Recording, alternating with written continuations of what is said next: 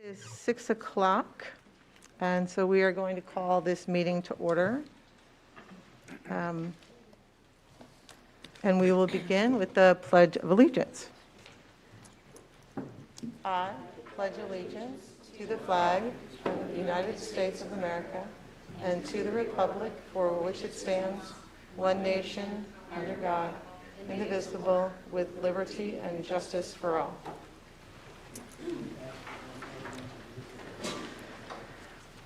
Okay, I seek a motion to adopt the agenda. So moved, Owsley. Thank you. Second? Second, Humphrey. All right, all in favor say aye. Aye. Opposed? Motion carries. Okay. This takes us to our superintendent report, item 2.0. Dr. Hubbard. Yes, thank you. So I'm going to start with the debate national champions. We have Brooklyn Hato and Claire Bradley, juniors from Shawnee Mission South, are national champions in policy debate. The team won first place at the National Catholic Forensics League tournament held in Washington, D.C., debating about water resource protection. This team is coached by Carolyn Cook. On the heels of this success, these debaters are in Louisville this week to compete in the National Speech and Debate Association tournament, along with qualifiers from Shawnee Mission South, Shawnee Mission North, and Shawnee Mission East. Congratulations to all of our Shawnee Mission competitors. We want to recognize two 2022 graduates who are named to the Kansas All-State Academic Team. Megan Bogner from Shawnee Mission South and Aiden Hall from Shawnee Mission West were among 40 in the state recognized. In addition to being nominated by high school principals and counselors and submitting application essays, they were also honored for their ACT scores, GPA, leadership experience, and school involvement. The honor was announced by the Gannett and the Topeka Capital Journal. We also want to congratulate Lincoln Bartelt, Shawnee Mission Northwest, Claire Winston, Shawnee Mission North, and Ryan Ward, Shawnee Mission East, who were among the All-State Honorable Mention. We want to remind everyone that free meals are available to all children ages 1 through 18 this summer in Shawnee Mission. All children are able to eat inside the cafeteria or take a meal to go. On Fridays, children are also able to receive a take-home bag with food items for weekend lunches and breakfast food for 7 days. Please note there will not be any lunch bunch on June 20th and July 4th as we celebrate these holidays. We will include a link in the recap with all of the schedule, menu, and location information. This week kicks off summer enrichment in the Shawnee Mission School District. These classes give students a chance to explore music, technology, science, sports, and more. Some satellite classes based off of signature programs will be taught here at the Center for Academic Achievement. Classes are open from children from pre-kindergarten through 7th grade. Enrollment is still open and will include a link in the recap for more information. I want to congratulate all of our coaches and athletes on a fantastic spring athletic season. There are so many accomplishments across the district, so I'm just going to mention a few highlights tonight.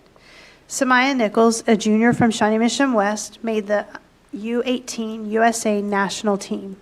She made a 12-woman roster out of 30 trial invitees.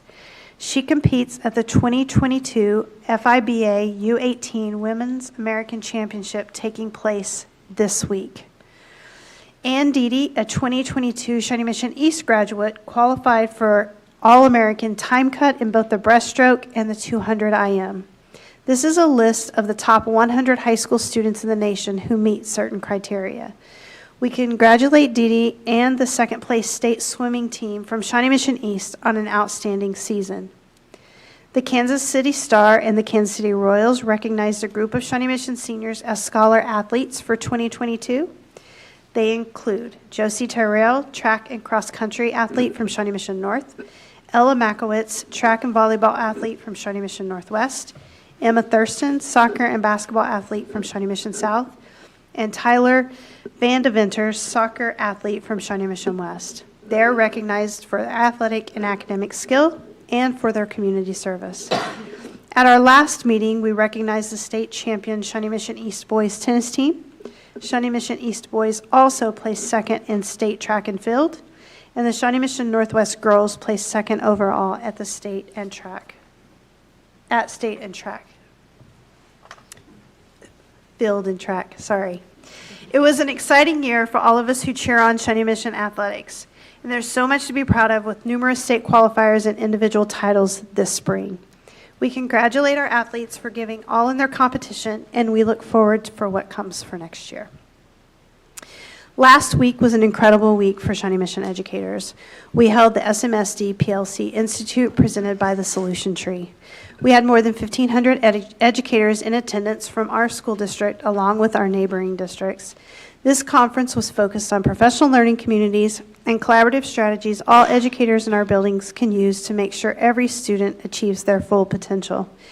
In the past, we've only been able to send a select few to this conference, but through our work with the Solution Tree and the help of ESSER funds, we were able to provide this amazing opportunity. We want to thank everyone who attended, and I especially want to thank everyone on the district's Run PLC team, led by David Stubblefield, Dr. Darren Dennis, and Dr. Brittany Gonzer, along with our leadership and learning team. Thank you for everything you did to make this incredible opportunity possible and for all it's going to do to support learning for our Shawnee Mission students. And finally, the last several months have been a microcosm of what it means to be a superintendent. I spoke earlier about the incredible PLC conference and how it fills me with hope for the future. At the same time, the heartbreaking and tragic violence in Buffalo, New York, and Uvalde, Texas, and even closer to home at Olathe East has certainly been on all of our minds. Keeping students and staff safe is my first priority as a superintendent, and it keeps me up at night wondering if we've done everything we can. I'm deeply grateful for this community's willingness to invest in upgrades to our school security through the last 2 bond referendums. We have a sophisticated security monitoring system that we continuously upgrade, which includes cameras and other surveillance tools, security entrances in all of our buildings, upgraded locks on classroom doors, and many other enhancements. We also regularly review plans with administrators who then work to train all staff on how to respond in an emergency. We continuously work to enhance that training based on what we learned from tragedies across the country and that have taken place in other communities. We also have an incredible SMSD police force whose primary purpose is keeping students and staff safe. These dedicated individuals regularly train with police forces in the municipalities where their schools reside and have long established communication protocols with those entities. That collaboration, along with a focus on building relationships with students and staff, provides increased support for safety and security in Shawnee Mission. The work of ensuring our students and staff are safe will never be done. Safety and security will always be a top priority, and we will continue to invest both human and financial capital towards enhancing our security systems. In ways that are both visible and behind the scenes, we will continue to do everything in our power to ensure that schools in the Shawnee Mission School District are safe for both students and staff. And that concludes my report. Thank you very much for that update, or for that report. We have 2 discussion items for our workshop tonight. The first is 3.1, the strategic plan update. So back to you, Dr. Hubbard. Yeah, so as you all know, we embraced on this strategic planning journey. We will be concluding year 3 of a 5-year plan. And so Dr. Neal and company will be sharing an update of where we are through year 3. And while COVID made some things very difficult for us, one thing that I'm really proud of is that we continued to really focus on the strategic plan, and that being that our number 1 mission is to ensure that we keep that in the forefront and that is what drives our work. So while we have a little bit of a delay, you're going to see tonight that we've still made really great progress in there. So with that, Dr. Neal, I will turn it to you. And Dr. Stubblefield.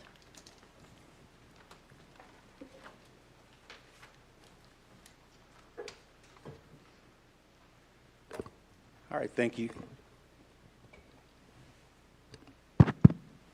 Thank you, Dr. Hubbard. Thank you, Madam Board President. I want to first start out by acknowledging some key leaders that led our strategic plan action team committees that met this summer. First, Strategy 1345, Dr. Darren Dennis. Strategy 214, Dr. John McKinney. Strategy 2245, Dr. Jeremy Higgins. Strategy 3134, Dr. Brittany Gonzer, and Strategy 4356, Krista Carson. And finally, a sincere acknowledgement to Dr. Neal, who is largely responsible for communicating with our strategic plan action teams and making sure any progress is documented on our Gantt chart, and more importantly, keeping us all in line, especially me. In this report, you will receive updates from action team members that I just mentioned, as well as a look ahead to some next steps for next school year. As always, we lead with our mission and our big three of an inclusive culture, an engaged community, and robust opportunities that challenge learners to achieve their fullest potential. And then certainly our goals for our students. First up, we'll have Dr. Dennis and Teaching and Learning. Thank you. The bulk of the work around Strategy 1, which is in Teaching and Learning this year, was Strategic Action Team 1, 3, 4 through 5. And that team was working on feedback and grades. Celebrations from this year include our work. This was the first year we met, and so the first thing we had to do was define what we meant by evidence-based grading, which is the phrase that's used in the strategic plan. It's a phrase that I think we made up. It's not one that's universally used, so we had to first decide, what do we mean by that? And we've come up with the definition that you have on the screen, which incorporates the thinking in the strategic plan as well as research and best practice. After we had done that, we broke into three work groups. One was focused on, what does the academic research say? What is the best strategies that have worked in the past? We had another team that was focused on, what are other school districts in the area and in the region doing? And what can we learn from not only what worked, but what didn't work? And we had a third team that was working on stakeholder feedback. And they developed a survey that was given in March to parents. We'll have another survey for staff next year. But we have had a chance to look at that data and review it. I think without going into a lot of detail here, what parents told us was they appreciate the feedback that we give. They value that. They would like to have a single portal where they know they can go to get that information and not have to navigate several different portals. And they want that feedback to be clear and meaningful. Looking ahead,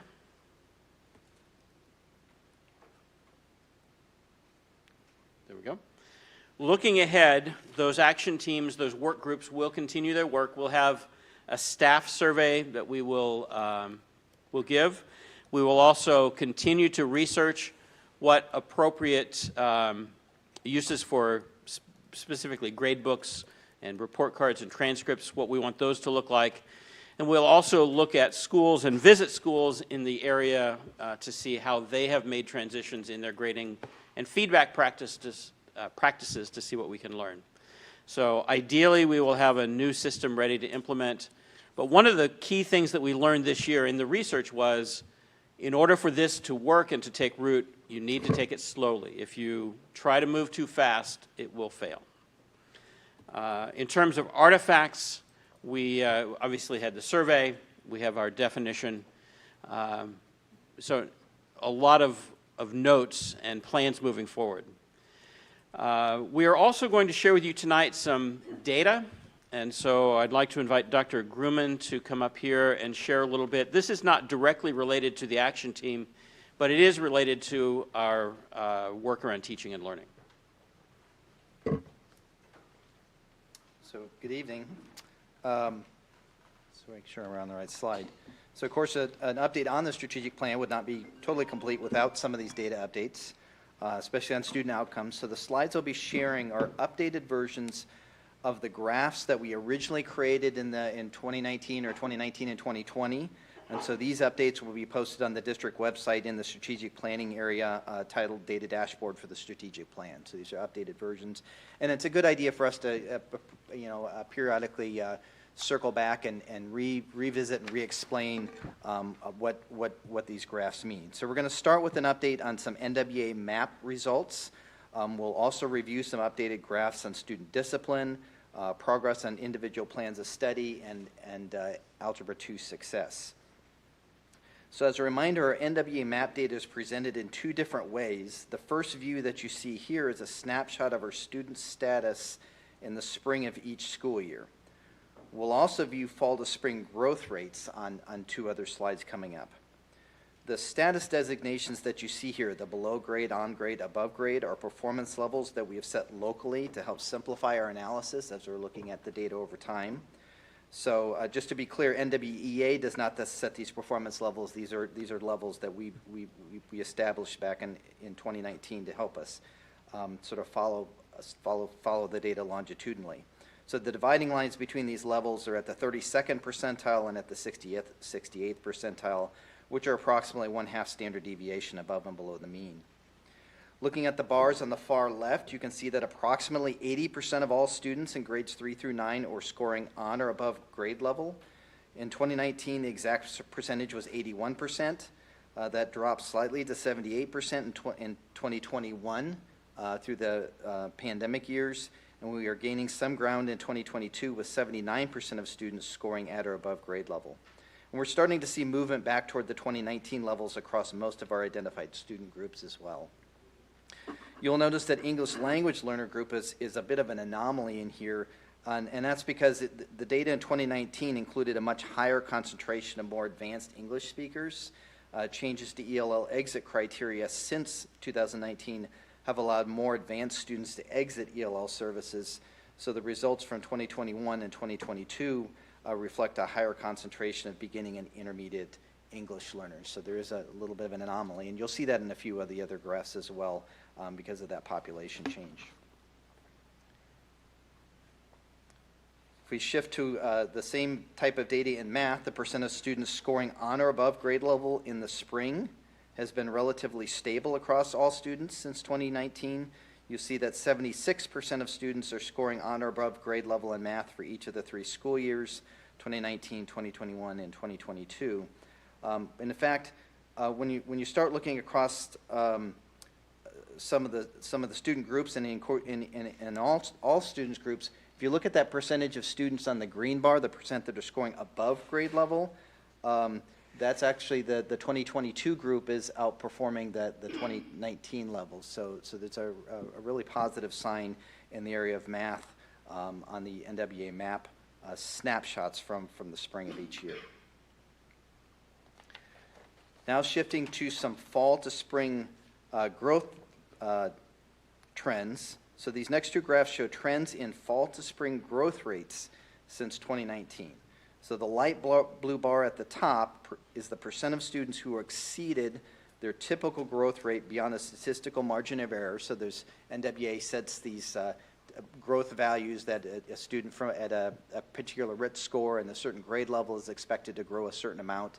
And this will tell you if they've exceeded that expected growth rate beyond the statistical margin of error, or the green bar shows the percent of students who exceeded their typical growth rate but was within that statistical margin of error. Nationally, 50% of students meet or exceed their growth rates and 50% do not. So you kind of see that gray bar, which is around that 50% spot. And we, of course, like to see positive growth rates well above 50%. So, i.e., if you rates at 60% or higher, or I would call it good. And we also like to see the percent of students not meeting their growth rates, or the orange bar, get smaller over time. So among all students, 54% were meeting or exceeding their typical growth rates in reading in 2019. In 2022, that number is back to 51% after a steep decline from 2021. So we are quickly approaching our 2019 levels. We still have some room to gain in these growth values, but you can see student growth rates are moving in the right direction as we recover from some of the effects of the pandemic. And I'm very excited, again, thinking about the PLC conference and the work that teachers are moving toward, particularly this fall. I think we'll see some gains here as well. I think that's completely in line with the work we're doing here. In the area of math, The percent of students who met or exceeded their typical growth was 57% in 2019. In 2022, our corresponding percentage is at 56%. We also have some growth rates that are exceeding the 2019 levels. For example, 49% of our black students met or exceeded their typical growth rates in math in 2022 compared to 43% in 2019.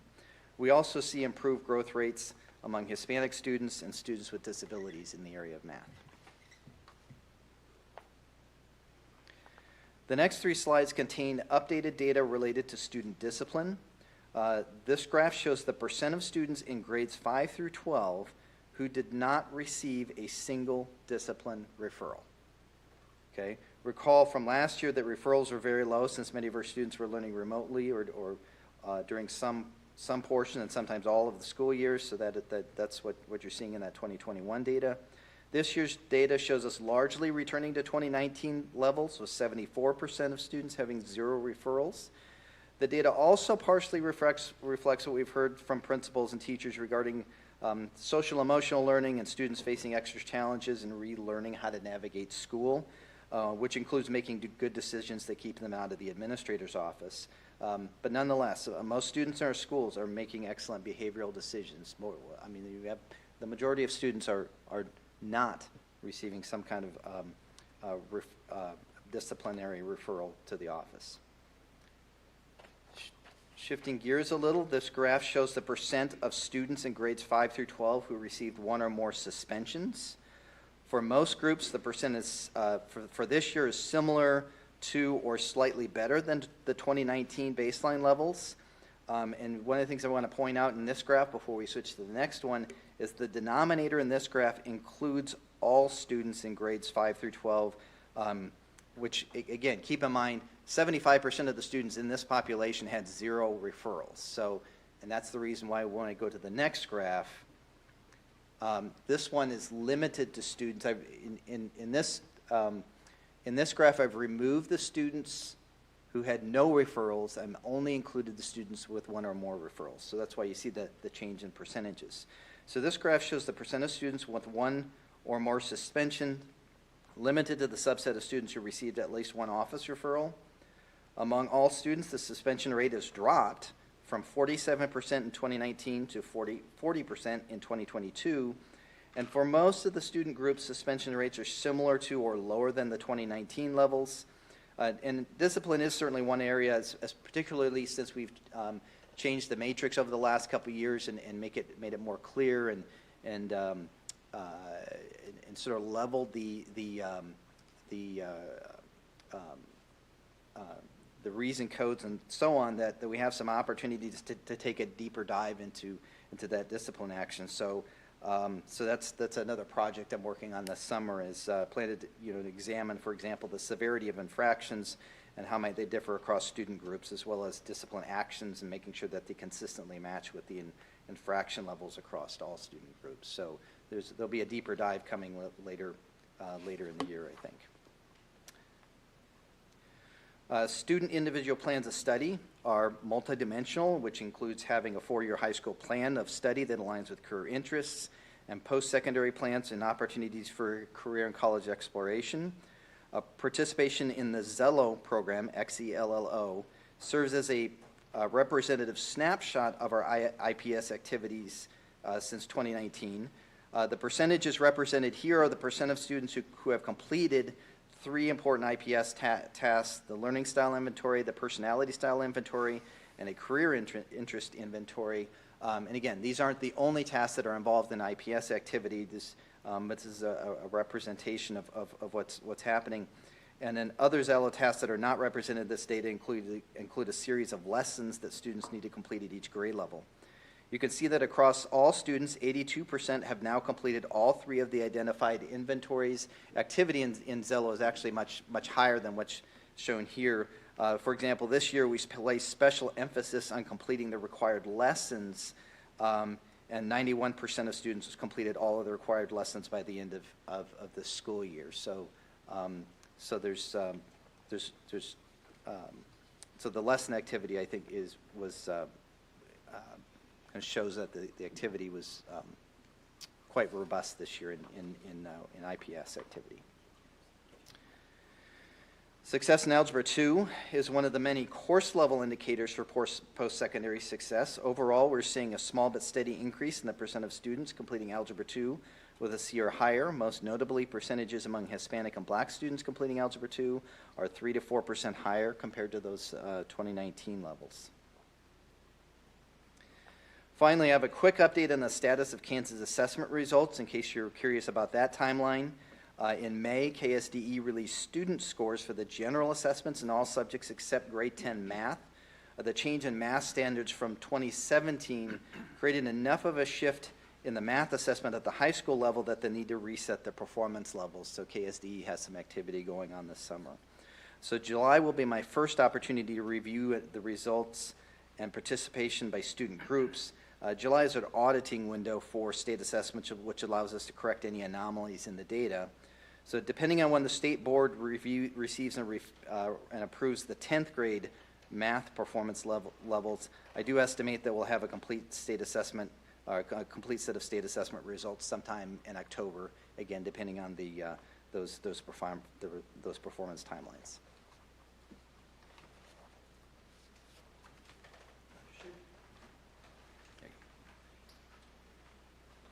Good evening. Dr. McKinney and I are really eager to talk with you about culture, our strategy 2, which is relentlessly creating a fully unified and equitable and inclusive culture. Celebrations that we want to draw your attention to from this past year are robust. And just as a reminder, the action committees that were working this year were 214, and this was work done by Dr. McKinney, which he's going to speak to a little bit with administrative guidelines. Also 223, 224, and 225.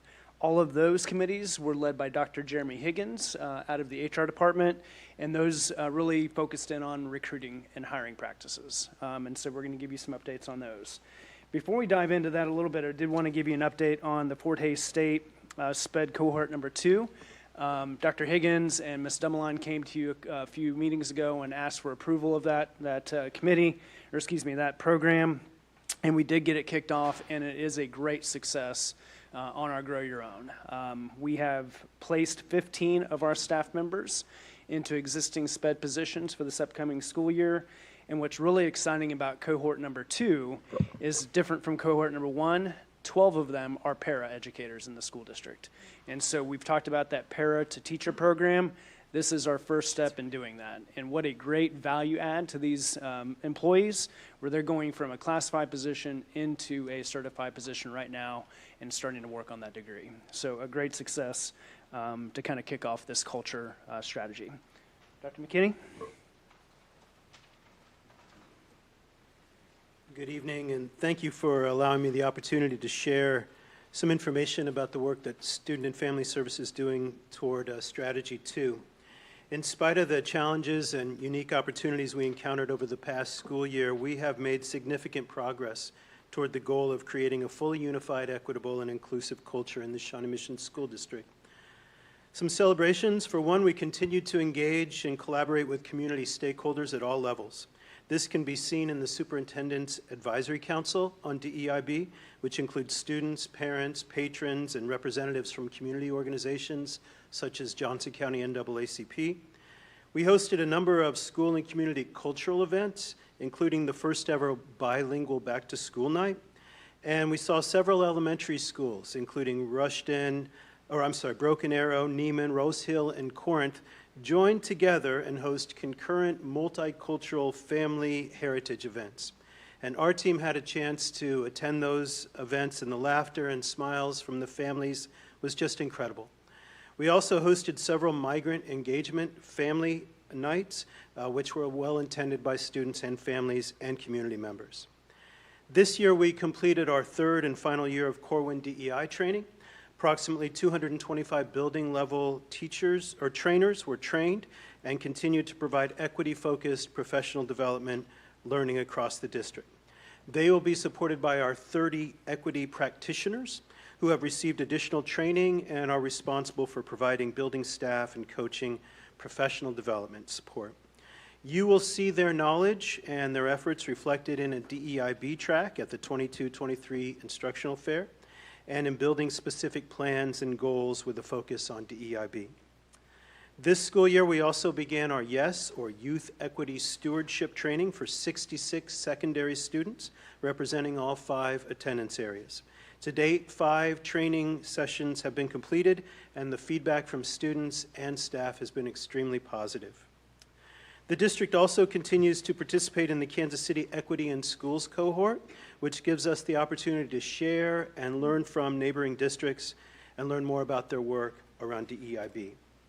And then finally, since August of 2020, a group of SMSD stakeholders has regularly met, to discuss and address target areas identified by the Strategic Plan Steering Committee, specifically Strategy 214.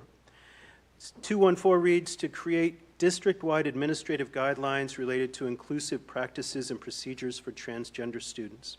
Participants included SMSD parents, students, teachers, social workers, elementary and secondary principals, and district-level administrators. These meetings were organized and led by myself and Dr. Ziegler. We have put together a proposal of recommendations from that group, which I'll share with Dr. Ziegler, and she will be taking those to the executive leadership team for further review.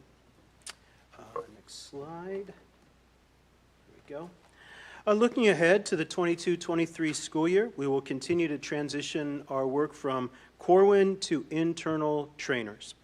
This will be led by district equity practitioners and school DEIB teams. We also have an additional 3 sessions of YES training scheduled. We will continue to work with curriculum and instruction, social workers, counselors, and teachers from across the district to develop and implement the Cornerstone SEL curriculum. The Cornerstone curriculum will work in conjunction with the Panorama SEL survey to increase our collective efforts around students' resilience, self-management, student-teacher relationships, and culture within our schools and across our district. And of course, personal resilience also speaks to the 3rd objective of our strategic plan. Every student will develop interpersonal skills to be an engaged, empathetic learner of the local and global community. Dr. Schumacher? Dr. McKinney, I just want to take this opportunity to mention a few things about the last 3 bullets so that you see on this slide. Clearly, this work has a lot to do with the HR department and the work that we do. Dr. Higgins led these strategic action committees along with a group of patrons, students, and teachers. They did some incredible work, and this is really around our Grow Your Own program. I've already mentioned the Fort Hays State program and the success that it's having. There are some recommendations at the ELT level to expand that into a bigger Grow Your Own program. Of course, there's a cost associated with it, and so executive leadership team will be kicking around those ideas and determining a best course of action moving forward. However, there are some things that we did do and will continue to do along with the help from those strategic action committees, and you can see those right there. Enhancing that college-university partnership, enhancing those partnerships with local universities like JCCC to get more student teachers and observers into our classrooms, and then finally creating a career opportunity fair to make people aware of the greatness of our profession, of the teaching profession. We all know that there's less teachers coming out of schools, and we need to do something about that. So these are 3 things that, again, Dr. Higgins and his team, along with, of course, the strategic action plan, put together, and we intend to continue to move forward in the coming years. Dr. McKinney? I think that's... Oh, yeah. So, yeah, I'm sorry. We're going to continue with the communication of the Fort Hays State Shawnee Mission cohort. I kind of already mentioned that. That's it. Okay. Yeah, sorry. And here we've linked the district's DEIB impact survey, which asked teachers to provide feedback and their perceptions on how this year's equity work affected them professionally and their work with students. We also included data from Panorama, specifically around school culture and climate. At the elementary level, 86% of students responded favorably to the question, how fairly do students at your school treat people from different races, ethnicities, or cultures? And 92% responded favorably to that same question about how adults treat people from different races, ethnicities, and cultures. So we're very encouraged by those results. At the secondary level, the same questions were answered favorably by 73% and 77% respectively. And finally, I'd just like to take this opportunity to share that we have a plan in place to provide even more information to students, family, and staff about the Panorama Survey. We want to be extremely transparent about the consent process, what the survey is, what it isn't, and the value and importance of the data. So more information to come on that as we start the 22-23 school year. Thank you very much. Thank you, John. We're going to move on to strategy 3. This is about quality educators. This work has been taking place for a number of years, of course, within the strategic plan, and we had several celebrations from the 21-22 school year. One that I want to make mention of is we conducted the RFP to engage with a new employee assistance program vendor. That vendor was brought on site and put into place in January, and it's CureLink. They've been a great partner with us, and we've had a ton of engagement with our employees. That came out of strategy 321, where employees wanted to make sure that we were really promoting the wellness programs within the district, and so that was one of the ways in which we've been able to do that. The HR team continued the implementation of the secondary teachers teaching 5 out of 7, and that will be fully implemented this coming school year, and so a great success, and of course thanks to the Board of Education for committing to those funds. Another success, again, through negotiations, and this is pretty recent. The district noticed providing that PLC, that sacred PLC time during the school day for negotiations, and we do have a tentative agreement between the association and you, the Board of Education, to provide that sacred time. Middle schools we presented to you at the last meeting, and that's going to occur during a late start. And then we have a pretty intricate plan for the elementaries to pilot a program for individual PLCs within the buildings. And if you've watched negotiations, I think all of you did, you know that that's going to be a great pilot program, and I think we're going to find some great success with each of those different models. And finally, through ESSER funding, we've been able to keep class sizes down at the elementary level. Again, budgeting for this in the 22-23 school year. We know that that is a great help to our elementary teachers and a great thanks to them. So a few successes there on strategy 3. And I'm going to kick it to Dr. Gonzer moving forward. Good evening. It's my pleasure to get to share with you the work of Strategic Plan Committee 3134. That committee has really focused in this year on finding innovative solutions for professional learning around a lab classroom format. And really the work this year began around determining what a lab classroom format is. So we examined a variety of different models. We completed a book study, dug into some current research on the idea of lab classrooms just to explore different options out there. We also worked with our neighbors in the North Kansas City School District, and they were the only other school district similar in size who had implemented something like this. So we collaborated with them to hear about their experiences and what they learned along the way as well. So those were some very helpful insights. And then really our next step was to create a purpose statement, which we will share with you as well.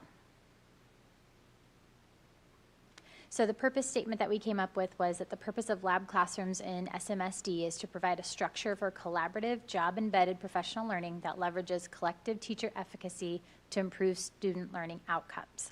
So that means that our next steps as a team are to determine what things need to be in place before we can pursue this work. This is not something you can just implement on a whim, so we need to really build that structure out some more. We need to clearly define the functions and purpose of a lab classroom for everyone. We need to collaborate with our professional development committee as well. We want their involvement in this process since they will help us lead this work at the building level. And then we need to establish a timeline for implementation. Again, this is not a process we would want to rush, so we need to determine all of those things that need to be in place before initiating the process. I wanted to share with you the model that the group ultimately settled on. As I mentioned, there are multiple models that we examined when it came to lab classrooms. And we favored the peer learning lab approach of lab classrooms, which looks like a group of voluntary participants coming together around an inquiry-based question. Now, that inquiry-based question could be generated by the group themselves. It could be generated by a building leadership team based on a building goal, or it could be generated based on a district-wide goal as well. But the first step in the process would be for that team to conduct research together, learn more on the topic, and then observe in each other's classrooms what that looks like. So really learning from their peers, and then reflecting and sharing out their learning with others as well. So those will be the steps that committee will take going into next year. These are artifacts that we have as well. So again, I mentioned that purpose statement, the book study that was completed, some research including a white paper that we relied on, as well as our team agendas, notes, and presentations.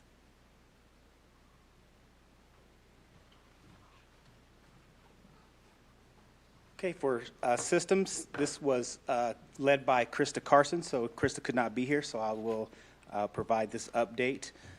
Strategy 4, we will design systems that support our missions and beliefs. The greatest focus in the area of developing systems was related to furthering the work around what we call response to intervention. Response to intervention is just this tiered level of supports that we intervene on behalf of students to support, to ensure social, emotional, and academic growth so that students can achieve their personal excellence. These are some of the artifacts, just kind of developing, understanding what is and what is not a system that we put into place. The team also focused on developing what we call competencies and also learning targets for these systems of interventions.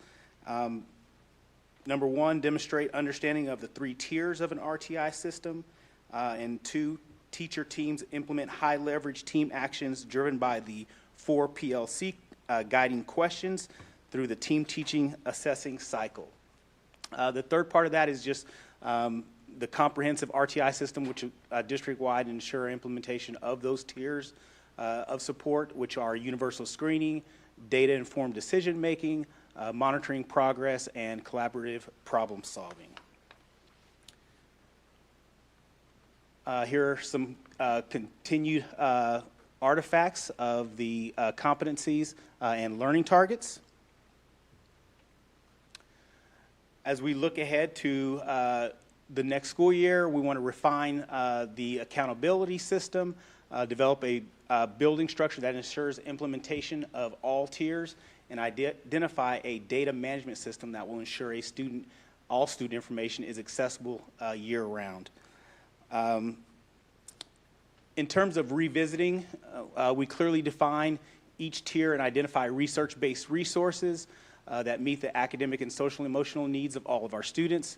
And then also identifying those benchmark assessments and progress monitoring tools for measuring what that student success looks like.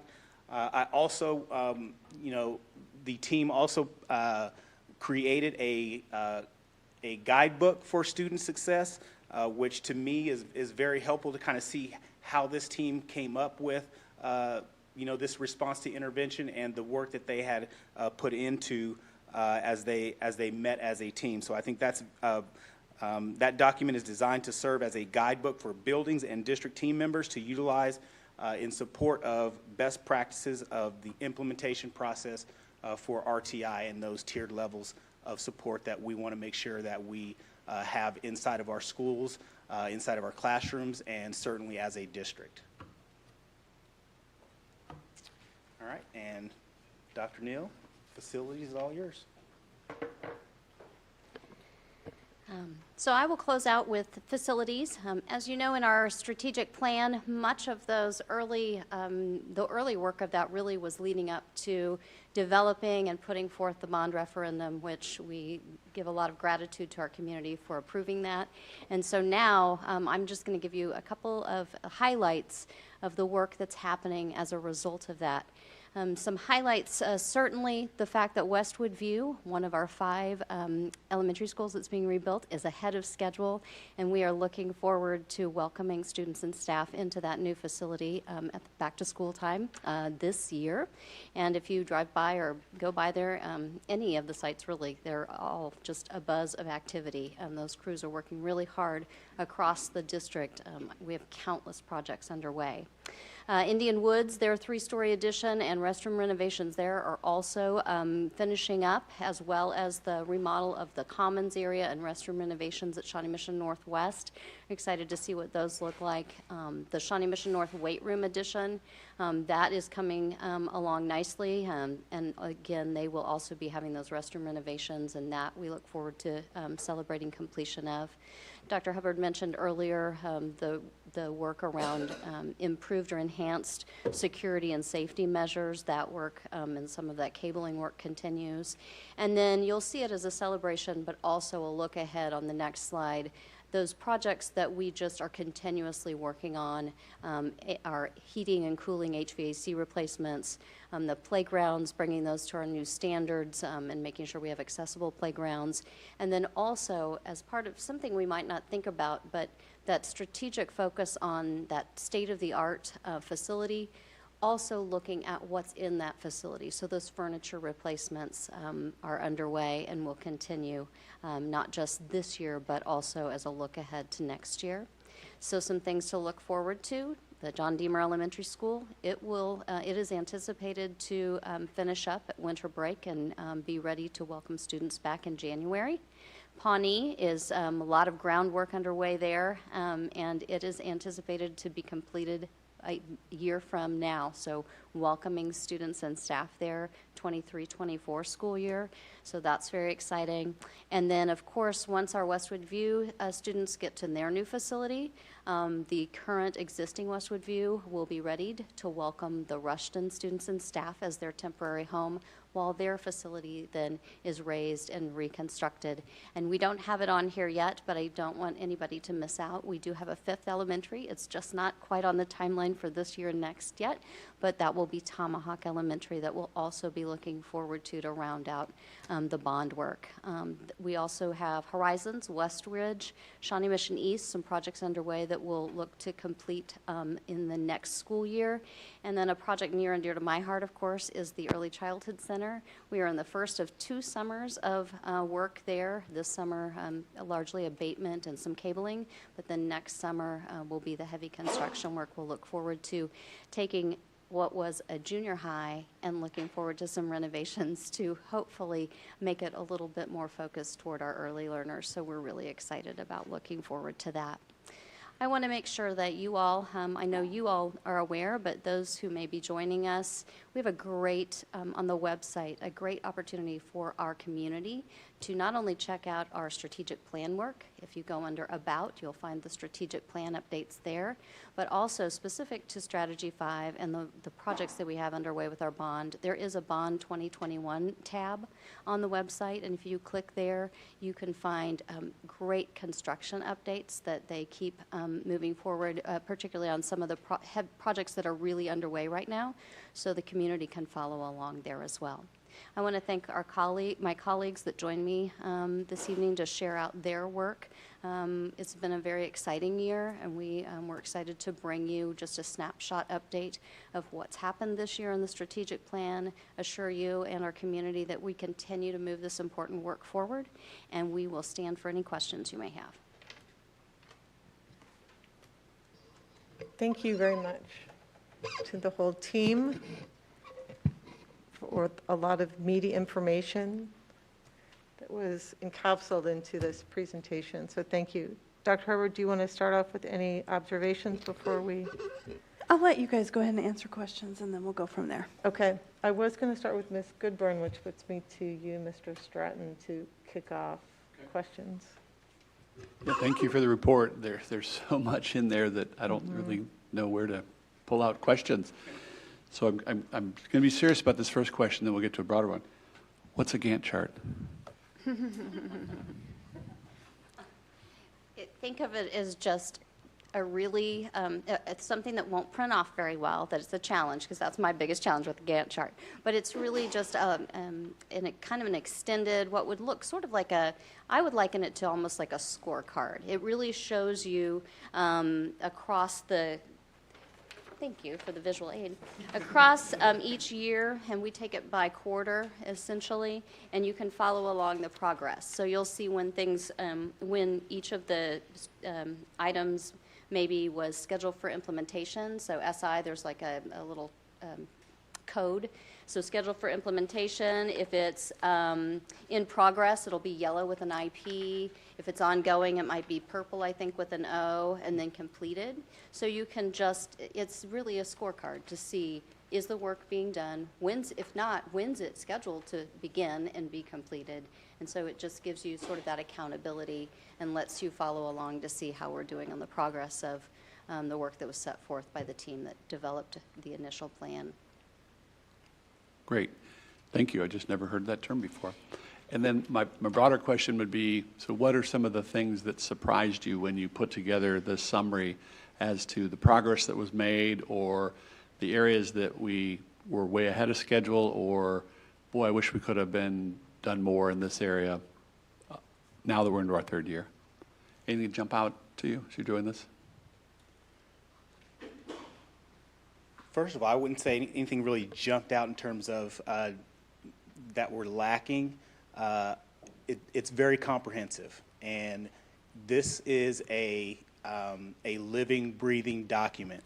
This is not a finished product that once these teams met, it was set aside on a shelf somewhere collecting dust. These teams continue to discuss and meet and update the progress that's being made on each one of these strategies. I would say if there was something that me just coming in as a first-year person looking at, I think that, something that I really didn't understand and may have some understanding to gain would be under the lab classroom section. I think we're still kind of getting our hands around that, wrapped around that idea, and seeing how we want to move that forward. Okay. Thank you. I think one of the things that stood out to me was the fact that despite the past 2 years and the challenge we've had, the work has moved forward. And we're maybe not where we thought we would be at this point, but we've continued to work and kept that strategic plan as our North Star.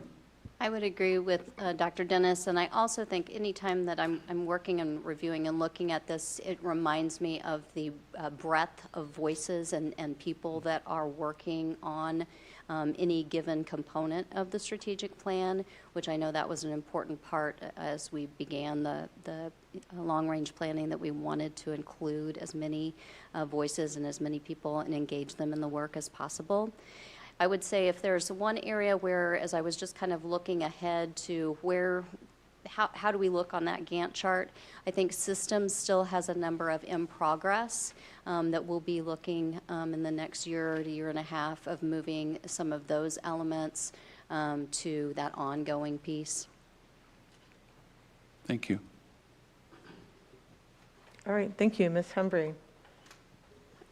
So what is a lab classroom? Our expert is coming. I almost understand it, but not quite. Before she gets there, I will tell you, so when I was doing Dr. Neal's role of organizing this through the strategic planning process, I went back to that committee like 6 times, said, what is a lab classroom? So I think we're all trying to figure it out, honestly, so. I think it's a fair question. It was one that the committee spent a lot of time trying to figure out. I would say the entire first semester, actually, which is why we dug so deep into the research and looking at examples of, not only what are some existing definitions of a lab classroom, but what could they be, and what models of a lab classroom would best help meet the needs of our strategic plan. So that's why we really dug into looking at those different examples. And based on our needs, our unique needs as a district, that's where the inquiry-based model came from. But really, it's an opportunity for teachers to learn together, an alternative source of professional learning that is essentially self-generated. So it's really putting that professional development role in their own hands and giving them some initiative in what they would like to learn more about, but doing it in a way that has a structure and can be meaningful for them as well.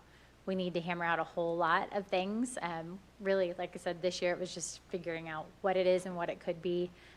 So now we've got to get a little bit more specific on what does that look like for us here in Shawnee Mission. So that's the work of the upcoming year. And how does it interact with the idea of PLC? Because I know we've made a big investment in that this past week. We're committing time. Is it part of, separate from? Yeah. One idea that the committee really explored was doing that work with your PLC, because oftentimes if you're trying to generate that inquiry-based question, that's the team that you would want to do that with, because you have the same concerns, the same interests. So really using the PLCs as a driver that could make that happen is something that the committee has been considering. Thank you. My last question. That's okay, we can circle around. We can, if you have other questions you think of too, we'll go back around. Okay, one more I time. was just going to ask kind of big picture. You all kind of alluded to COVID and how that's interacted with our strategic plan, I guess. And I do strategic planning for nonprofit organizations. So my question is always like, is the strategic plan holding up? Like, are there things in light of COVID that we would prefer to add to it? Are there things that felt really important 3 or 4 years ago that are maybe less important? Like, I guess my question is the plan holding up to the stress test of the COVID pandemic? I think The big question, sorry. Yeah, I think the plan is holding up. I think the challenges that we have had, probably some of the primary challenges, have been being able sometimes to pull people together to do some of the work with our substitute shortages and some of those things. Those are really the things that kind of impacted the strategic plan work probably the most, and being able to sort of move some of those things forward. But we didn't let that deter us, but sometimes it just became a little bit more difficult, probably last year more than this year. This year, we weren't really able to pull during the day. Like, for example, I think of the systems for the RTI committee. They had met, they'd been able to come together during work time with some subs before. They really weren't able to do that this year. And I know that was a little bit challenging, but they were a committed group, and I think they made great headway.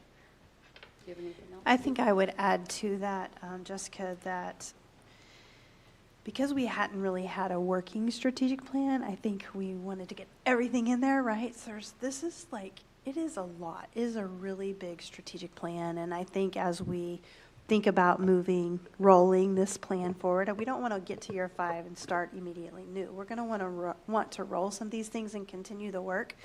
But I think we have to think in the lines of 1, student learning, and 2, that less is more. And even at the PLC conference, one of the things that got a big cheer was we can't keep having more and more new initiatives. And so I think getting better at what we're doing and really focusing on that learning piece and then bringing this plan forward is going to be really important. So, I mean, if I looked back at it, I do think it's holding up. And I think we've done especially in light of COVID, we've done some really amazing work on this plan in the last 3 years, but I think it's time to really now perfect some of those things. I had one thing to add, and I think in terms of, the pandemic and, the effect on how our strategic plan is holding up, I would say that some of those strategies have been reinforced, the need for having those strategies in place, like think about quality educators. I mean, and the grow your own, like that has really, put us on a faster track to getting more quality people and homegrown in Shawnee Mission. So I think that definitely is holding up. I think too, if you noticed on that one slide around, it was in the systems RTI where the look ahead was we're going to revisit. So I do think, to Dr. Hubbard's point about some of those things kind of rolling forward and continuing, what I've been really pleased with is these teams are, even though sometimes they're a different makeup, the next team that comes in, they're still reflecting on some of those earlier components of that work. And so in their reflection, they said, we want to go back and revisit and strengthen those tiers, specifically around social emotional learning components within those tiers, and make sure that guide, that handbook, that guidebook that they have created, that is a very fluid document that they can go back in there and revisit and make sure that it's meeting the needs. And in the last, certainly last year or so, we know that those social emotional needs of our students have been significant. So wanting to really revisit and making sure those are as strong as our academic tiers. Thank you.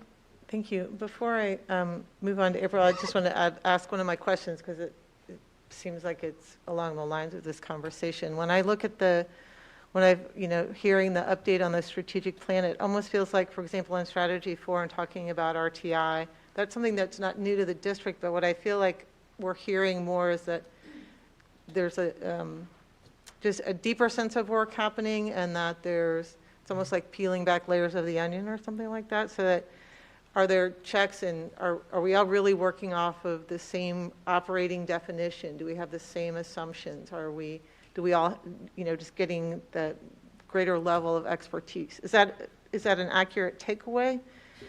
Absolutely, and I think the handbook is really going to help keep people consistent and keep, no pun intended, but the system in place, right? And we haven't gotten our OVT chair from the accreditation team, but in our exit interview, that is one of the things that they gave high praise on, was that handbook and how great it was for classroom teachers and buildings and for the district to be consistent. So I'm excited to see what they have to say about it, but that was my one takeaway, that they were really cheerleading us for. And just for sake of clarity, which handbook? That RTI handbook. The RTI handbook. Yeah, that's okay. in the systems. Specifically, okay. Mm-hmm. Yes. Okay. Thank you. Ms. Boyd-Nerona, thank you for letting me jump in there. Not a problem. In the graphs with the teacher and learning section, the one with the student discipline for the suspensions and expulsions, where the percent of students with one or more incidents, grades 5 through 12, I really zoned in and can truly appreciate the 7% decrease overall for the district. I'm not sure if you mentioned that, but I can truly appreciate that. In addition to on the Algebra 2 graph, where you mentioned that Black and Hispanic students have increased. So my question is, you had mentioned two things, that it can be attributed to students now making good behavioral decisions. What do you attribute that to, in addition to the increase in the engagement with the Algebra 2 stats or success in Algebra 2 for students of color as well? What do you attribute that to? Student accountability, training, level of engagement with our educators? What do you attribute that to? I think to some degree, one is when you shed some light on specific data elements, say like Algebra 2, for example, there's going to be a lot more people that are drawn. This is going to get their attention, right? Drawn to this goal or this area. So I suspect over the long term, there's perhaps more conversations about ensuring that we're finding ways to make sure students are successful in mathematics. I think having some of these conversations around grading practices, even though we haven't systematically fully moved to some new system, I think there's still a lot of conversation around, especially thinking about the pandemic, and not all students haven't always been able to be in person. So it's really shifted focus a lot more on thinking about what are really the priority standards in these courses. Are the students successful in the course standards, and does the letter grade at the very least match those things? Those conversations I think have been ongoing, and I think we're seeing some shift even without a full forced system. I think there's a lot of conversations happening in those areas. Same thing, I think would apply to some of the discipline, the discipline matrix. We're in, I think, year 3 of the new 2. I think it's year 2. Maybe and year I think 2. it's really just year 1, considering kids Yeah. in school. Yeah. Right. So those conversations are continuing to evolve. Yeah. And so, and I can't think, what's the justice, restorative practices, those kind of conversations are still ongoing. So, I think that, those efforts I think we're seeing some of the effects of some of those efforts as well, as we're looking at the student and trying to get make sure that we have sort of, as best we can, an understanding of why the student is behaving in a certain way, and are there corrective actions that we can take, perhaps, in lieu of a suspension, particularly when we think of activities that, Dr. Ziegler and I were having a conversation about vaping earlier today, and that's one that, will often result in the suspension, and perhaps there might be some other way to work with that student outside of just sending them home. So, so there's things like that, I think, that are happening in the background that can be attributed to some of those gains. Well, you piqued my interest talking about wanting to take a deeper dive, and so I thought, I'm sure the board would appreciate an update along the lines of that in those particular two areas. So I appreciate that and the efforts that you've already communicated that you will look forward to. Yeah, you should see the Post-it notes that are underneath my monitor. I bet. Thank you. I think one last thing. Dan gave a great answer, and all of that is true, but those classroom teachers are working their tails off. And so I applaud those classroom teachers that are taking the information that we've been discussing as a district and really starting to implement those practices within their individual classrooms. Thank you. All right. You ready? Yep, thanks, All right. Dr. Sinclair. Let's go. Broad question as well, and then more specific question. So my broad question for you, Dr. Hubbard, there was a ton of data information presented tonight. So, if you are a television or a newspaper reporter and you're in the audience tonight, what is the one thing that you want our community to really walk away knowing and understanding about tonight's presentation that you just feel so good about? I think I'm most proud that we are at least back to almost pre-pandemic or even better in some cases. And I think there's a lot to be said for that. It's been a really difficult 2 years, as we know. I mean, parents can attest to that. They got to be classroom teachers as well, right? And kids coming back from the pandemic have really struggled, many of them social and emotionally. And so I think for us to say that after really a year of being in school from the pandemic, that we are at level or better than in some cases is great. And I think my biggest takeaway is that this is a great baseline for us moving forward, and had this conversation yesterday and both last week with different team members of how this is our opportunity to really take the focus back to learning. We've been very focused on relationships and making sure kids are okay. And now is our opportunity to really kick off next year with the PLC Institute, and teachers are really fired up about talking about learning and having that dedicated time. We're ready to go. So that would be the big takeaway for me. Okay, great. Should we just stop right there, Ms. Bergen? That was a great question. Yeah. I want to add to that. I also No, think no. that you're seeing, I feel like I'm seeing, so we've had the strategic plan, we're in year 3 now, and you think, God, you've had 3 years, but now we're starting to see it, right? We had lots of things that had to happen for the systems to get in place, and the work groups to get the work done. And like Mike said, having 12 paras walk into classrooms who know our kids, who know our system, I mean, that's amazing for kids and for the system and for them, quite frankly. And so I think it's exciting to see the work really starting to come alive, and I'm excited about what next year holds. Yeah, thank you. No, keep going, though. I didn't. No, that was such. I was like, am I in trouble, Dr. No. Okay, so then my follow-up question is, Dr.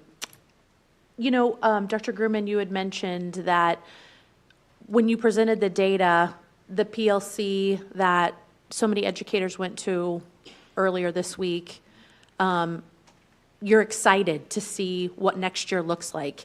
We've heard a lot of great things about the PLC. I unfortunately wasn't able to attend. So why was it so great, and why is it going to benefit our kids so much in the fall?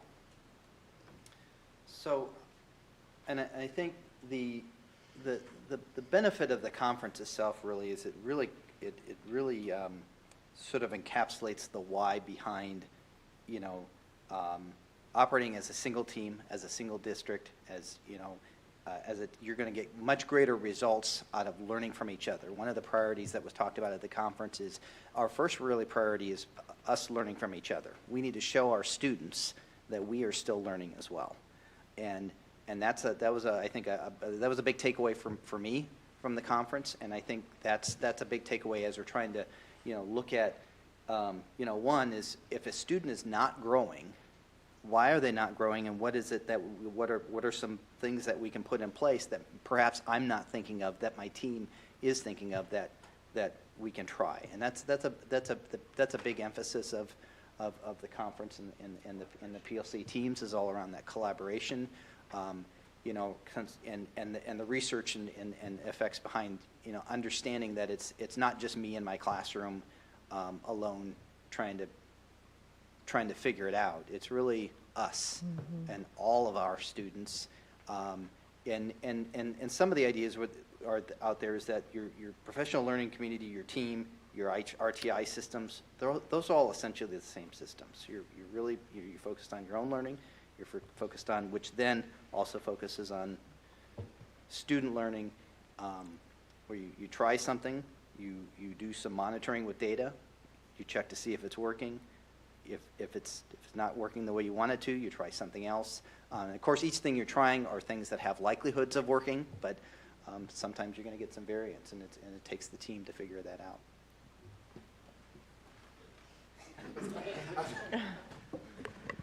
So again, these are, I guess the whole emphasis around professional learning communities is that collaborative piece. And not only that collaborative piece with my colleague, but also I'm bringing data to the table. Like these are not just, you know, students with numbers on them, but with names attached to those numbers. And how can I help David, right, be successful based on the data that he's providing? What are his outcomes that I can help him with? And how can I also learn from my teammates to help David? So those are really powerful conversations that are rooted in the actual data of individual students. Just going to say we're all fighting over talking about the PLC conference. I know. So I'm like, good. yay. I mean, I'm getting it really fist was bumps just in the back. It's awesome. It really was just a wonderful conference, and we talked last time that it is the mechanism that's going to drive our work forward. I think we all believe that. But we were also optimistic and energized, and we saw that in our teachers at the conference last week. And to me, what really resonated, and I think they said it, administration has to provide the time. And then it's the philosophy, it's the work of the teachers once that time is given to actually do the work with the kids. And I think we've got that now. We've got that time embedded. So I think that everything's in place for us to move forward. So that's what was encouraging for me. The only thing I'll add to that is that we had 1,200 to 1,500 of our teachers in one place hearing that same message, building on that same energy, and I think that has a potential to really affect our work going forward in a positive way. Thank you. Mrs. Boardman, just to add to that, when I was in school, there were quite a few kids who were probably as intelligent as I was, but who weren't successful. And that was okay. There were places for them in society. And we now have a system where we understand we cannot allow any child to fail. And one of the points that one of the speakers made that really resonated with me is to do that work, none of us can do it by ourselves. None of us can be successful with every child by ourselves. It's going to take all of us. I think that's what the PLC conference did. That's great. All right. Ms. Housley. I heard some really great feedback about the PLC conference from folks. They really appreciated the opportunity and were noted that, you know, in previous years when colleagues had gone and always wanting to go, and the idea that everyone was able to be there at the same time. So tip of the hat to Ms. Gosner and the whole team for putting that together, because the feedback was really powerful. And then I had a question on the Panorama survey. It looks like it's gathering information on DEIB, which is great because it allows us to track where we're at as a district. But when we initially adopted using Panorama, I thought it was also to get a pulse on like mental health of like buildings, like how the overall mental health in a building was doing as well. Are those questions no longer in it, or is it tweaked, or are we just receiving the information on the DEIB portion? In addition to the mental health information as well. So it's all there. We just added, and the DEIB question was there for 7 through 12 all along. We just added it to 3 through 6 in 21-22. So it's in addition to the mental health information that can look at classes, buildings, and the district as a whole, specifically in those areas of self-management and resilience or grit, and then culture, climate, teacher-student relationships. Those are the questions that we asked during the survey. So do we have an overall recap of those questions as well? I just didn't see them in the report. Maybe I just missed them, so my apologies. But Absolutely, no, you didn't. You didn't Okay. miss them, and I absolutely do. And we have a summary put together that we can easily provide Dr. Ziegler. That'd be great. Thank you so much. Sure, of I think course. we included that in a different evaluation. Dan, can you help me on that? Do you remember? On one of our evaluations, was it around student discipline, maybe? I think that or possibly the KISA report. Yeah. I think KISA, it comes okay. with KISA. So we'll have it all compiled and in a report coming soon. Okay. Probably in the fall. We haven't finalized that schedule for next year, but you will definitely see the finalized data. Thank you. I was just, with regards to everywhere of the last couple of years, I thought that would be interesting to look at. An observation while we're on the panorama, I loved the comments from staff just talking about how students are more involved in the problem-solving process, and that seemed to be a theme. That was really powerful, I thought. Absolutely. We really appreciated the quotes from the teachers and just their feelings about what they're seeing that's different over the past couple of years. So we're really excited and encouraged by that. I had a question about strategy 1 and just thinking about the changes to how we're understanding or how we're looking at students who are English language learners. And so from that high level, programmatic level, if students are exiting out because their language is reaching a level of sufficiency, are there ways, how do we understand the kind of impact we're making kind of programmatically at that district level? Do you know what I mean? Like if they're not classified as ELL anymore and then because they've transitioned out, and maybe that's something you all are looking more at a building or district level of students who are formally identified as or something like that. You hit it. Is one way to do that is to roll in students who are formally identified as English language learners into like a graph like this.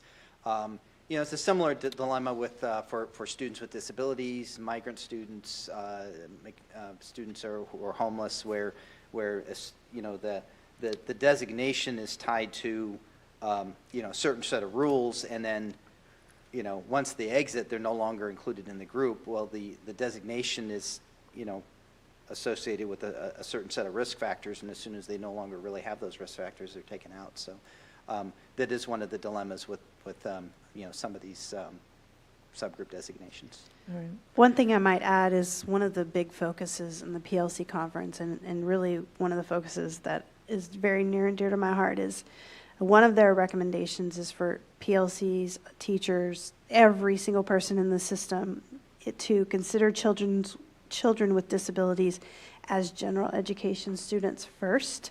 And they really focus on that all kids should be general education students first. And that is why the core and the priority standards are so important. And that's something we have in place, and that's been really teacher-led in developing those priority standards, and buildings have the ability to add a few priority standards. And so I think that was really powerful. And we've been saying that for a couple of years when we were developing priority standards, but now somebody, national speakers came in and said that, and everyone heard the same message, which was very powerful. But I think it kind of goes back to, like, we all have to own all kids. And, I mean, the nice thing about Mike Matos, he just straight calls people out. Like, if you're looking for somebody to do interventions with your kids, then you have to change your ways, because they are your kids first. And so there was a lot of discussion around that, a lot of breakout sessions around that. So I thought that was really powerful, too. So my I just had to make one other observation.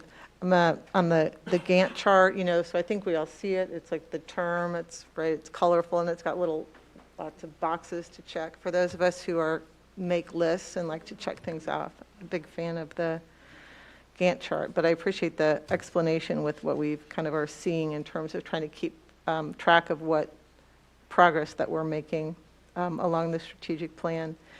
One of the pieces that seems to thread throughout all the strategies is collecting relevant and meaningful information to help inform the decision. So even on the panorama, asking students and staff about whether they're being treated respectfully, and that's providing us information and another level of check on the progress that we're making. Do we, as a board, do we have the basic level of tools in place to help keep that information flowing in a way that's productive? I just think about PLCs or even the response to intervention teams sitting down and looking at the data. And do we have has the board authorized, do we have the support for pulling that information together in a way that's timely and meaningful? I think overall the answer is yes. Timely is probably the key to that question, and I think any educator anywhere in the country would tell you there's not enough time. But overall, I think we do okay with that. Dr. Grumman, is there anything you would add? I do think on the PLC conversation, one of the areas that one of the areas that work in there is on timeliness, because you do have to be able to, early intervention is key. So, we have these large data sets like, map data and discipline data and those kind of things. But one of the things we do need to also continue to work on and work with teachers on is understanding that they have, is understanding what data do you have access to or you can create at your fingertips, sort of in a microcosm, right? We're thinking about, whether or not a student has mastered a particular standard. So we have to think, what is that standard? What evidence should the student be able to produce to show that they've mastered the standard, or to what degree they have?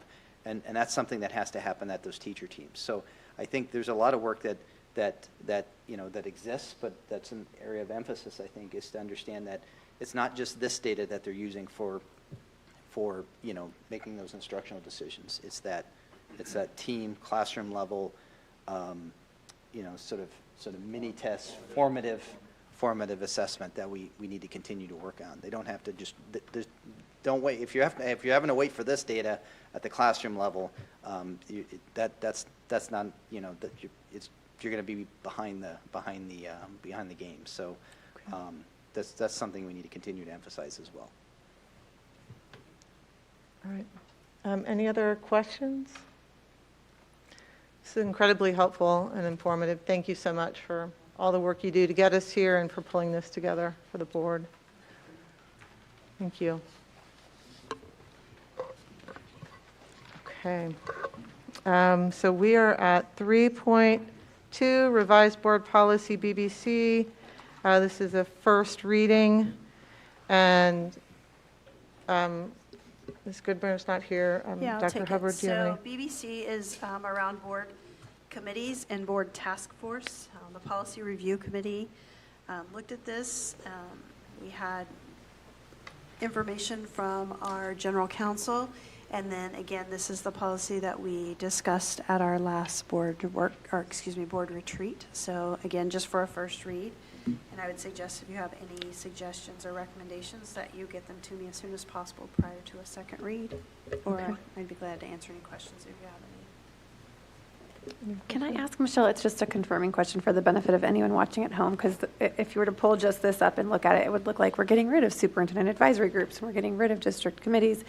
That is not the case. Those all exist. They just exist in different places, and we're trying to streamline our policy book. So can you speak That's to that correct. briefly? So this policy is a policy B policy, which is very specific to board functions, which is why we removed the superintendent piece from there. But yes, superintendent advisory, and it's embedded in numerous policies throughout. Like it says the superintendent, like the boundary committee, we just recently talked about the boundary committee policy. It says, that the superintendent will ask for advice from patrons and input. I think the word is actually input. So, and we obviously I have student advisory, teacher advisory groups, DE&I advisory group, which was mentioned in our strategic plan tonight. So yes, they will absolutely still be existing.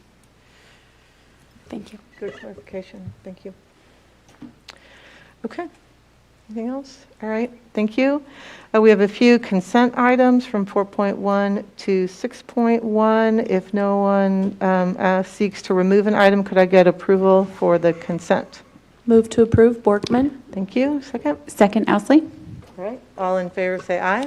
Aye. Opposed? Motion carries 6-0. All right. We have one action item. 7.1, approval of classified salary schedules for 22-23. Dr. Hubbard, do you want to add? So yeah, I would just like to add that this includes a 1% on the base plus step movement, and this would provide an average of 3.62 for the overall compensation package for classified employees. Okay. So I would seek a motion for approval. So moved. First, do I have a second? Second, Borkman. All right. Any discussion or questions? Okay. All in favor say aye. Aye. Opposed? Motion carries 6-0. All right. That leaves us with comments from the board. And so, Ms. Hembry, we'll start with you. Oh, I believe I will not be in person at the next board meeting, which will also be Dr. Hubbard's 1-year anniversary. I hope it's all been uphill since you went on that big flight with the Blue Angels. We're glad to have you here. If I'm not here in person to tell you, happy 1 year.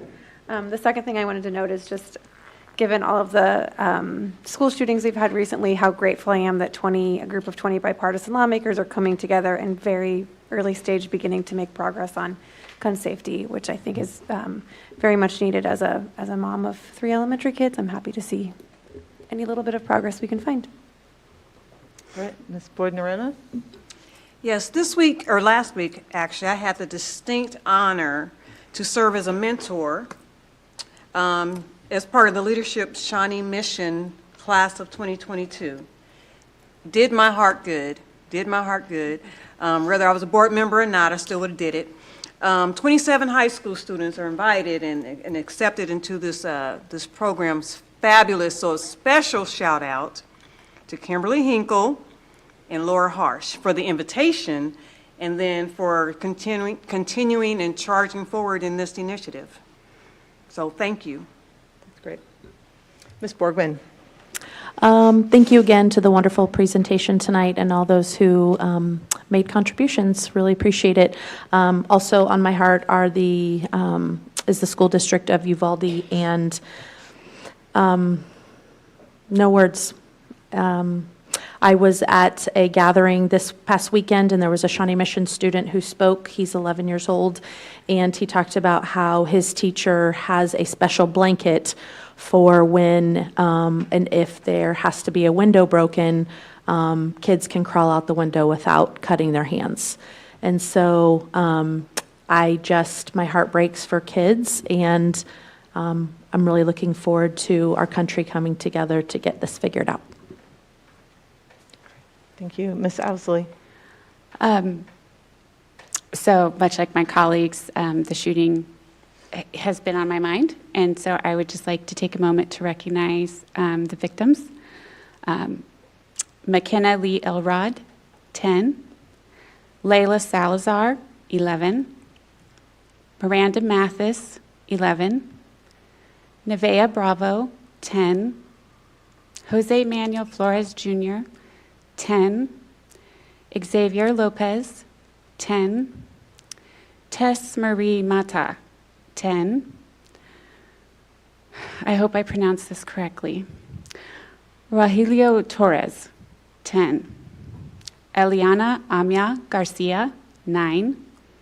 Eliana A. Torres, 10. Annabelle Guadalupe Rodriguez, 10. Jackie Suzares, 9. Uzia Garcia, age unknown. Jace Carmelo Luvanas, 10. Mate Yoldiana Rodriguez, 10.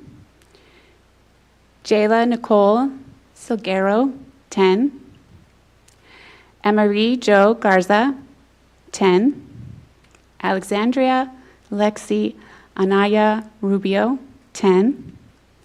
Alicia Ramirez, 10. Irma Garcia, 48, an educator of 23 years. Her husband, Joe, who was her high school sweetheart, passed of a heart attack 2 days after the shooting. And Eva Morales, 44, an educator of 17 years. Thank you. Thank you for that. Mr. Stratton? I want to make sure that we comment about the fact that we approved another HR agenda today, and in this labor environment with shortages and difficulties in hiring, I want to thank the team that puts together a lot of work year-round to make sure that we're ready to go in the fall. So thank you for putting together another great team of educators that are going to be joining us and kicking off the new school year. And secondly, to the admin team for another great year. Thank you for all the work that everyone's been doing to get this going throughout this year, and hopefully get a little bit of break this summer, take some time off and enjoy a little bit of a break so that we can hit the ground running in August. Thank you. And I'd like to share many of the sentiments that were communicated tonight from my fellow board members, and add one more piece of acknowledgement in that the final piece of the moving our secondary teachers to 507 is being put in place. So we will have all those who choose to at the 507, and honoring that commitment that we set out to implement 3 years ago now. I appreciate all the work that's brought us to that. And the other piece is, again, acknowledging the hard work of all of our educators, as evidenced in the progress that our students are making. It's incremental, but it's moving in the right direction, and it's a day-to-day commitment of helping our students learn and grow, and so it's phenomenal to see that progress being made bore out in the evaluation work as well. So thank you all. I believe that concludes our meeting for the evening, and our next meeting, I don't have that date. Does anybody have that date handy? The 27th. Thank you so much. Have a good evening.